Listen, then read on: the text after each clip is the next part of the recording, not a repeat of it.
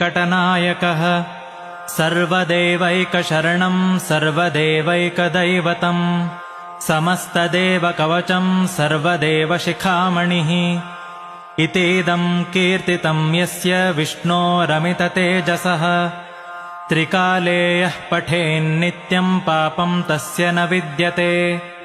राजद्वारे पठेद्घोरे सङ्ग्रामे रिपुसङ्कटे भूतसर्पपिशाचादिभयं नास्ति कदाचन अपुत्रो लभते पुत्रान् निर्धनो धनवान् भवेत्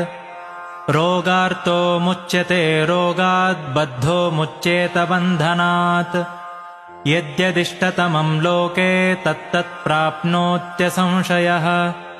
ऐश्वर्यं राजसन्मानं भक्तिमुक्तिफलप्रदम् विष्णोर्लोकैकसोपानं सर्वदुःखैकनाशनम्